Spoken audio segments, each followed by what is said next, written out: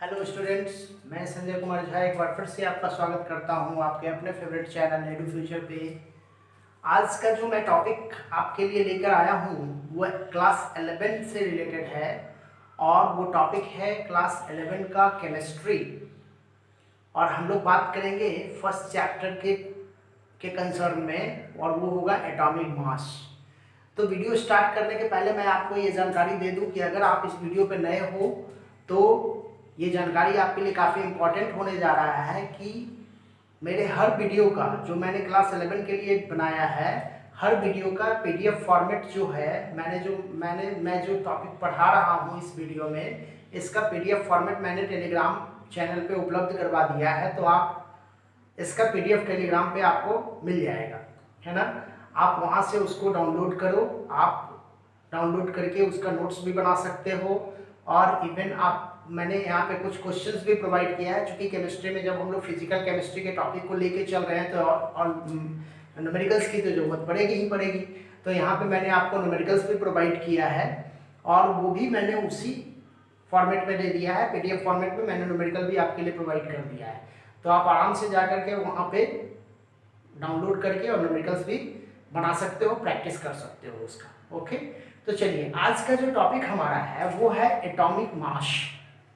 देखो, atomic mass नाम से पता चलता है मास ऑफ एटम। अब एक बड़ा इंपॉर्टेंट बात क्या है कि एटम के मास को जब आप रिप्रेजेंट करना चाहते हो तो जनरली एटम के मास को हम लोग एटम के रिस्पेक्ट में ही रिप्रेजेंट करते हैं। इसको मैं ऐसे समझाता हूं कि जैसे मान लीजिए कि आप जिस क्लास में हो वहां पे 50 बच्चे पढ़ रहे हैं, आपके पास कोई ऐसा यूनिट अवेलेबल नहीं है जिसकी वजह से आप उसका हाइट नापो, और किसी ने कहा कि आप ऐसा करो कि आप मुझे बताओ कि आपके क्लास में जो बच्चे हैं उनका हाइट क्या है। तो what is the best method? आपका साइंटिफिक तरीका क्या होगा? आपका साइंटिफिक तरीका यही होगा ना कि आप उस क्लास के किसी एक बच्चे को एज ए स्टैंडर्ड मान लो और उसके रिस्पेक्ट में आप अपने क्लास में जितने भी बच्चे हैं वो सबके हाइट को डिटरमाइन करो। मतलब कि determination of every person, every individual in your class with respect to a particular individual which is considered as a standard, जिसको हमने स्टैंडर्ड मान लिया है। यहाँ भी कुछ वही बात होता है कि जब हम एटम का मास निकालते हैं तो क्या करते हैं, किसी एक एटम को स्टैंडर्ड मान लिया गया, उसके रिस्पेक्ट में हम लोग मास निकालते हैं। तो एटॉमिक मास को हम लोग रिलेटिव एटॉमिक मास के टर्म में निकालते हैं। क्या निकालते हैं? रिलेटिव एटॉमिक मास के टर्म में हम लोग निकालते हैं। ओके, मतलब सिंपल एटॉमिक मास नहीं है, ये है रिलेटिव एटॉमिक मास। अब दूसरा इंपॉर्टेंट बात, जब आप रिलेटिव एटॉमिक मास निकालते हो तो हमारे सराउंडिंग्स में तो बहुत सारे एटम हैं, there are large number of atoms which occur in our surrounding. तो हमारे सराउंडिंग में जो बहुत सारे एटम हैं, तो ऐसे कंडीशन में हम किसको स्टैंडर्ड मानेंगे? तो देखो, शुरू में इनिशियली सबसे पहले हाइड्रोजन को एज ए स्टैंडर्ड माना गया था, बट काफी स्मॉलेस्ट साइज का एटम था, इवन बहुत ही लाइट वेटेड एटम था, तो इसीलिए हाइड्रोजन को यहाँ से हटा दिया गया। फिर इवन उसके बाद क्या हुआ, ऑक्सीजन के रिस्पेक्ट में ये मास निकाला गया था। मतलब ऑक्सीजन के रिस्पेक्ट में डिफरेंट एटम के मास निकाले गए थे। फाइनली क्या हुआ, चूंकि ऑक्सीजन बहुत ज्यादा रिएक्टिव कंपाउंड था, डिफरेंट टाइप के एटम से कंबाइन कर जाता था, तो ऑक्सीजन के रिस्पेक्ट को भी हटा दिया गया। और अभी जो है, अभी जो मॉडर्न व्यू है उसमें हम लोग किसका निकालते हैं? तो उसमें हम लोग निकालते हैं C12 का। मतलब कार्बन 12 के रिस्पेक्ट में हम किसी दूसरे एटम का एटॉमिक मास को डिटरमाइन करते हैं। ओके, तो ये कैसा एटॉमिक मास है? रिलेटिव एटॉमिक मास। और किसके रिस्पेक्ट में निकाला जाता है? किसके रिस्पेक्ट में निकाला जाता है? तो with respect to C12 atom, है ना। कार्बन 12 आइसोटॉपिक फॉर्म जो कार्बन 12 होता है, नॉर्मल कार्बन होता है, उसी के टर्म में हम लोग निकालते हैं। अब बात करते हैं कि what is the definition of atomic mass. अब देखो, बहुत आसान डेफिनेशन है, बहुत ही आसान डेफिनेशन है कि atomic mass of an element is the number. ये क्या है? एक नंबर है which indicate how many times the mass of one atom of that particular element is heavier than 1/12 mass of one atom of C12. मैंने क्या बताया कि it is a number. Atomic mass क्या है? एक नंबर है ना, जो क्या इंडिकेट करता है? How many times the mass of one atom, क्या इंडिकेट करता है? How many times the mass of one atom of that particular element, उस एलिमेंट के एक एटम का मास क्या है, कितना गुना है, किसके रिस्पेक्ट में? तो how many times of mass of one atom of that particular atom with respect to the mass of one atom of, with respect to mass of 1/12 atom, mass of 1/12 mass of one atom of C12, with respect to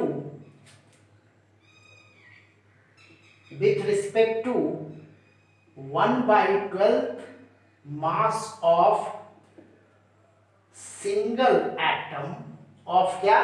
C12, है ना। C12 के single atom के respect में उस atom का मास क्या है, इसी चीज को हम लोग रिप्रेजेंट करते हैं। This is called atomic mass, relative atomic mass. Clear है? फिर से आप समझ लो, relative atomic mass with respect to carbon atom निकाला जाता है ना। किस कार्बन एटम के रिस्पेक्ट में निकाला जाता है? तो कार्बन 12 के रिस्पेक्ट में निकाला जाता है ना। कार्बन 12 के रिस्पेक्ट में निकाला जाता है उसके 1/12 मास का। अगर ऑक्सीजन के रिस्पेक्ट में निकाला जाता तो 1/16 के रिस्पेक्ट में निकाला जाता, क्योंकि उसका एटॉमिक मास 16 होता है, तो ये 1/12 के रिस्पेक्ट में निकाला जाता है। क्लियर है? दूसरा, अब नेक्स्ट इंपॉर्टेंट बात जो हम लोग कर रहे हैं कि जब हम 1/12 के रिस्पेक्ट में इसको निकालते हैं तो इसको हम लोग रिप्रेजेंट कैसे करते हैं? देखो, इसको हम लोग रिप्रेजेंट करते हैं एटॉमिक मास यूनिट से या फिर यूनिफाइड स्केल से। मैं लिख देता हूं, represented in the form of AMU, जिसको हम लोग बोलते हैं एटॉमिक मास यूनिट, और क्या बोलते हैं? यूनिफाइड स्केल, मतलब U, या तो एटॉमिक मास यूनिट के टर्म में या फिर U के टर्म में। अब देखो, जनरल हम लोग कहें तो 1U बराबर या 1 AMU बराबर क्या होगा? तो 1 AMU को अगर हम लोग जनरल वे में कहते हैं तो हम लोग क्या बोलेंगे? 1 AMU, 1 एटॉमिक मास यूनिट बराबर क्या होगा?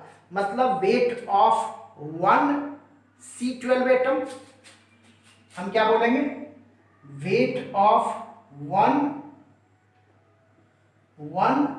C12 atom. अब वेट ऑफ 1 C12 एटम कैसे निकालेंगे भाई? तो वेट ऑफ 1 C12 एटम बराबर क्या हो जाएगा? 12 बाई एवोगाड्रो नंबर। देखिए, 12 बाई क्या हो जाएगा? Avogadro number. क्यों भाई?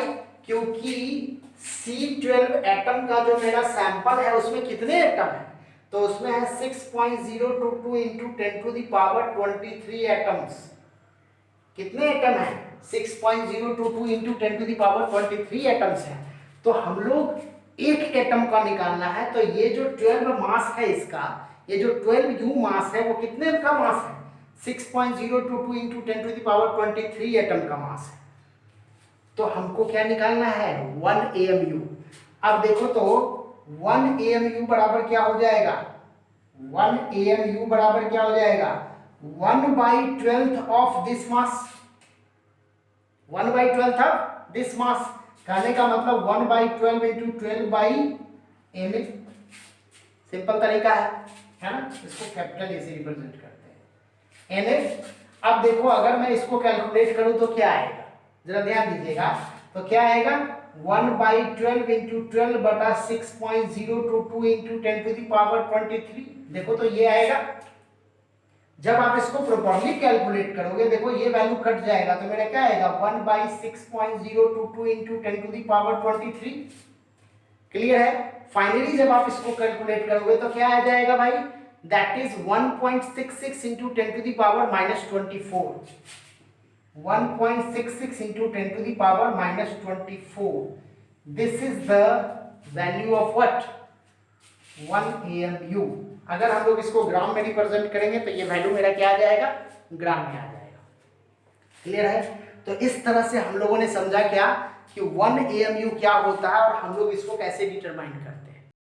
तो स्टूडेंट्स 1 AMU को हम लोग कैसे डिफाइन करेंगे, 1 AMU को हम लोग कैसे डिफाइन करेंगे,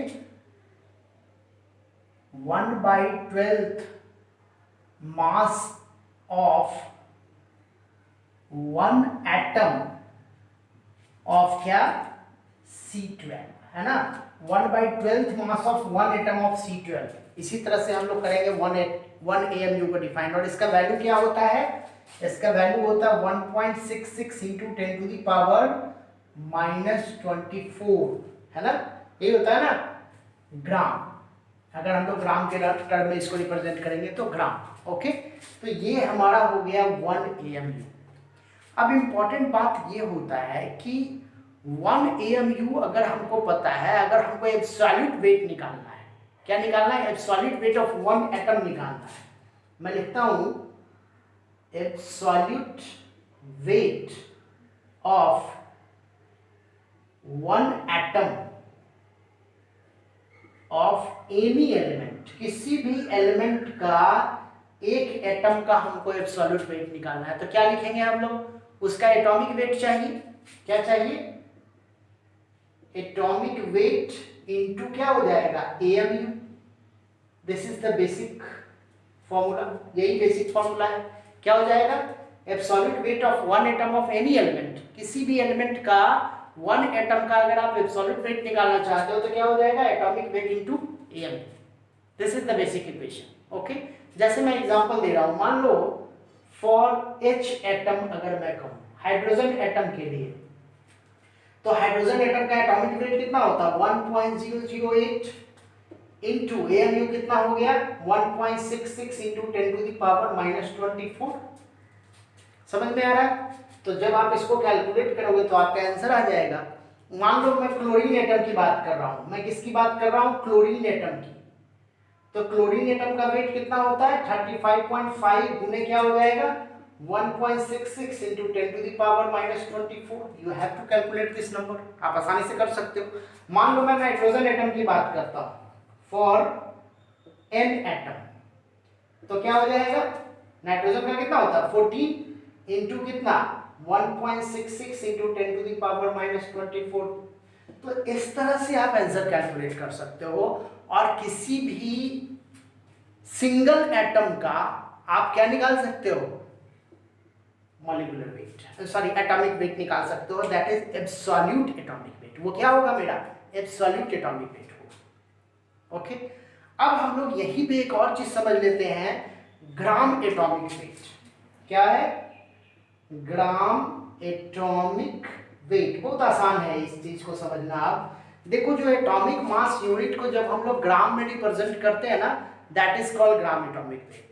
ओके, मैं लिख देता हूं रिप्रेजेंटेशन ऑफ एटॉमिक मास इन क्या, ग्राम। ग्राम में जब हम उसको रिप्रेजेंट करेंगे तो क्या कहलाएगा, that is called gram atomic weight.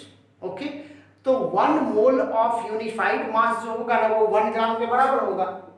मतलब 1 AMU बराबर क्या होगा 1.0 AMU बराबर 1.0 ग्राम हम कर सकते हैं।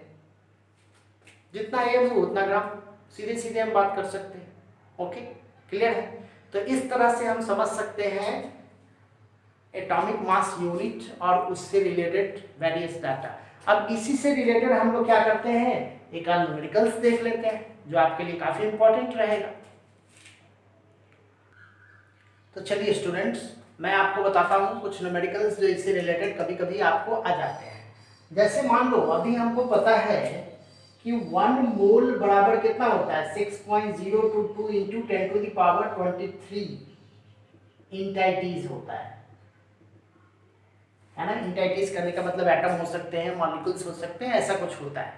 मान लीजिए मैं क्वेश्चन दे रहा हूं, मान लीजिए आपको दिया हुआ है कि 1 मोल बराबर इतना नहीं होता है, कुछ और होता है। इफ मैं लिख रहा हूं if 1 mole is equal to है 3.011 into 10 to the power 24 number, अगर मान लो 1 मोल बराबर इतना नंबर होता है, तब आपसे कहता है कि find the mass of argon atom, है ना। Then find the mass of 1 mole of क्या आर्गन एटम। और मान लीजिए आर्गन एटम को हम लोग ले लेते हैं 42। अब जरा ध्यान दो, अकॉर्डिंग टू डेटा, जो ओरिजिनल डेटा है उसके हिसाब से क्या होगा कि हम कहेंगे 6.022 into 10 to the power 23 atoms of argon का वेट कितना है 40 U। क्योंकि ये जो है 1 मोल का वेट है ना, मतलब ये जो ओरिजिनल जो दिया हुआ है उसका वेट है, तो इसका वेट ये दिया हुआ है दैट इज 40U। तो इसका वेट आसान है ना निकालना, 3.011 into 10 to the power 24 atom का वेट क्या हो जाएगा 40 by 6.022 into 10 to the power 23 into 3.011 into 10 to the power 24। आप इसको कैलकुलेट कीजिएगा, आंसर आ जाएगा, बहुत आसान। ओके, चलिए एक और न्यूमेरिकल देखते हैं। एक और न्यूमेरिकल देखते हैं, क्या है न्यूमेरिकल। मान लीजिए दिया हुआ है कि 80 gram of X combined with 1.5 into 10 to the power 23 atom of Y. क्या है 80 gram of X combined with 1.5 into 10 to the power 23 atom of Y, okay, to form X2Y, compound बना रहा है X2Y, determine the gram atomic weight of the X। Question है find the gram atomic weight of X। काफी important question है, जरा ध्यान दीजिएगा। क्या कहता है 80 gram of X combined with 1.5 gram of 1.5 into 10 to the power 23 atom of Y. Okay, तो डेटा के हिसाब से हम लोग काम करते हैं। क्या है भाई, तो 1.5 इंटू 10 टू द पावर 23 किसका है वाई का, है ना। कितने ग्राम से कंबाइन कर रहा है 80 ग्राम ऑफ एक्स से कंबाइन कर रहा है, 80 ग्राम ऑफ एक्स से कंबाइन कर रहा है। तो 1 मोल कितने के साथ कंबाइन करेगा, 1 मोल कहने का मतलब कितना, इतना। तो 6.022 into 10 to the power 23 Y कितने के साथ कंबाइन करेगा, तो क्या हो जाएगा 80 into 6.022 into 10 to the power 23 by 1.5 into 10 to the power 23। देखिए तो ऐसा कुछ होगा, क्लियर है, कोई दिक्कत नहीं। You have to calculate it, आप इसको कैलकुलेट कीजिए। अब जरा मुझे ये बताओ, ये जो वैल्यू आएगा वो क्या होगा, वो 1 मोल वाई का कॉम्बिनेशन होगा इसके साथ। अब जरा ध्यान दो, देखो तो अगर मैं फॉर्मूला को देखूं, अगर मैं फॉर्मूला को देखता हूं तो क्या कहता है 1 मोल वाई कितने एक्स के साथ कंबाइन कर रहा है, 2 मोल एटम ऑफ एक्स के साथ कंबाइन कर रहा है। समझ में आ रहा है।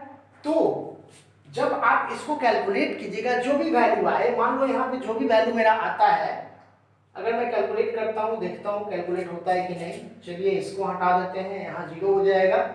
800 में 15, 800 को मैं 15 से भागा दे देता हूँ तो कितना आ जाएगा, मैं यहाँ कर देता हूँ।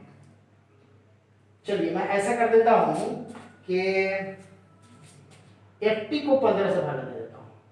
तो कितना बार आ जाएगा, 15 दूनी 30, 15 चौक 15 25, 5 बार लगेगा ये, है ना। 15 5 75, फिर आएगा 5, तो 15 तिया 45, 3 बार लगेगा, है ना, अबाउट 3 बार लगेगा, तो 5.3। अब चूंकि 100 है, गुना 100 हो जाएगा, तो हम कह सकते हैं क्या, 553 के लगभग आएगा। मान लो मैं बात कर रहा हूँ 53 के लगभग आएगा। अब 53 इंटू 6 करोगे तो लगभग कितना आ जाएगा, सो मैं कर लेता हूँ 53 इंटू 6 के लगभग मैं कर रहा हूँ, 5 6 18 6 30 और 1 31, मतलब कहीं ना कहीं ये वैल्यू लगभग 320 के करीब में आएगा, है ना। मान लो, मैं मान रहा हूँ, है ना, मैं एक्यूरेट कैलकुलेशन नहीं कर रहा हूँ, क्योंकि एक्यूरेट कैलकुलेशन में काफी टाइम लगेगा, मैं ये आपके लिए कर रहा हूँ। मान लो ये वैल्यू आया 320, मैं इसको मान रहा हूँ, मैं नेट कर रहा हूँ, मान लो ये वैल्यू आपको आ गया 320। ओके, अब जरा मुझे ये बताओ कि ये वैल्यू किसके लिए है, 2 मोल के लिए ना, तो 1 मोल के लिए कितना आएगा, तो मैं लिखूंगा 2 मोल ऑफ x बराबर कितना, 320, तो 1 मोल ऑफ x बराबर कितना हो जाएगा, 320/1 करने, सॉरी 2, तो कहने का मतलब कितना हो जाएगा, 160। This is my answer. Okay, आप इसको प्रॉपर वे में कैलकुलेट करके मुझे कमेंट बॉक्स में बताओ कि आखिर आपको आंसर क्या आ रहा है। ओके, तो समझ गए होंगे आप। तो इस तरह से हम लोगों ने जान लिया कैसे क्या, कि how we can determine the atomic mass of given sample, either in the form of single form में मिले या फिर हमको देखिए कंबाइंड फॉर्म में मिले, तो आप इस टाइप के न्यूमेरिकल्स को आप बना सकते हो। ओके, चलिए, तो इस तरह से आप ये सारा टॉपिक समझ में आ गया होगा आपको। अब इसी से रिलेटेड मैं एक और वीडियो आपको बनाऊंगा, वो होगा मेरा फ्रैक्शनल एटॉमिक मास से रिलेटेड। इवन हम लोग बात कर लेंगे उसी से रिलेटेड, हम लोग को कुछ न्यूमेरिकल्स भी बनाना है, वो भी मैं आपको बता दूंगा। तो बहुत बहुत आप लोगों का धन्यवाद इस चैनल में बने रहने के लिए। आप अपने घर पे सुरक्षित रह के आराम से पढ़ाई कर सकते हो, और जो मैंने आपको प्रोवाइड किया है PDF फॉर्मेट टेलीग्राम पे, आप वहाँ पे जा करके नोट्स बना सकते हो, आप क्वेश्चंस का भी प्रैक्टिस कर सकते हो। Thank you.